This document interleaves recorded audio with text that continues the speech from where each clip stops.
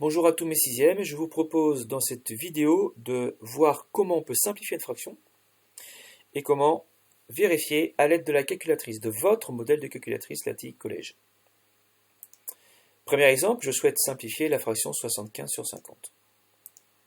Alors l'idée c'est de casser 75 et de casser 50 sous la forme de la multiplication de deux nombres, de telle manière qu'un même nombre se trouve présent au-dessus et en dessous.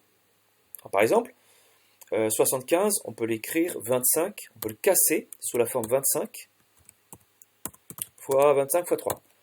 25 fois 3, 75.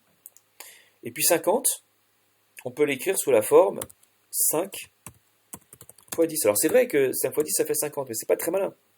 Ce qu'on vient de faire, c'est pas très malin. Pourquoi? Parce que dans 25 fois 3 sur 5 fois 10, je n'ai pas un même nombre qui se retrouve au-dessus et en dessous. Par exemple, 25, il est que au-dessus. 3, il est que au-dessus. 5, que en dessous. 10, que en dessous. Donc ce qu'on a fait, c'est pas très malin. On va s'améliorer un petit peu. Le 50, on va plutôt l'écrire 25 fois 2. Effectivement, 25 fois 2, ça fait 50.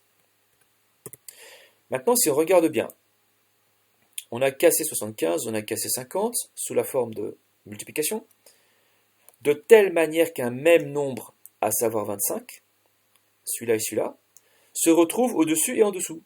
Donc on peut simplifier. Alors comment simplifier? Vous imaginez que vous barrez le 25, alors sur vos copies vous allez barrer. Moi je ne vais pas le faire ici, parce qu'on peut le faire, hein. J'utilise l'éditeur d'équations de Word. C'est pas un placement de produit, c'est simplement pour que les papas et les mamans qui souhaitent savoir quel logiciel j'utilise et faire la même chose puissent au moins savoir quels outils j'utilise. Donc je citerai systématiquement mes outils et en précisant bien qu'il ne s'agit pas d'un placement de produit. Alors en fait, on va imaginer qu'on barre avec son crayon le 25 au-dessus et en dessous, et il va nous rester 3 demi. Donc 3 demi. Donc d'après nous, la forme simplifiée de 75 sur 50, c'est 3 demi, et puis c'est la forme simplifiée au mieux, parce qu'on ne peut pas poursuivre. Donc on dit que 3 demi, c'est la forme irréductible de 75 sur 50. On va interroger la calculatrice. Alors comment interroger la calculatrice? C'est tout bête, on va taper la fraction de début, 75 sur 50, 75, n sur d, première colonne et deuxième ligne. Lorsque je clique sur une touche, elle se met en rouge. 75 sur 50, j'appuie sur Entrée, et le résultat ici apparaît à droite de l'écran, 3 demi. La calculatrice est effectivement d'accord avec nous, elle ne s'est donc pas trompée. Autre exemple, 20 sur 15. Alors, avec un petit peu d'entraînement, plus vous allez vous entraîner, et plus vous verrez comment casser les nombres numérateurs et dénominateurs de manière intelligente. Sinon, 20 c'est 2 fois 10. Mais on peut faire un test. 2 fois 10, c'est ce que font certains élèves. Pas assez entraînés. Et puis 15, 5 fois 3. Alors en fait, c'est vrai que 2 fois 10, ça fait 20, c'est vrai. C'est vrai que 5 fois 3, ça fait 15.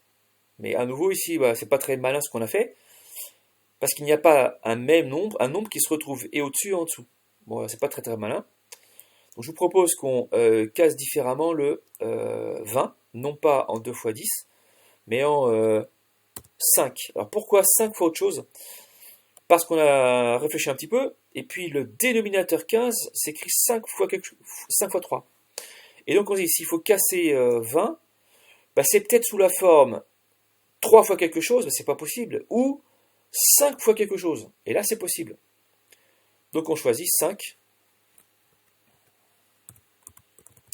fois 4, on connaît bien nos tables, 5 fois 4, 20, ça marche, et 5 fois 3, 15, ça marche.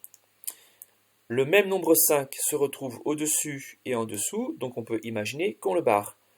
Il va nous rester 4 tiers, égale 4 tiers.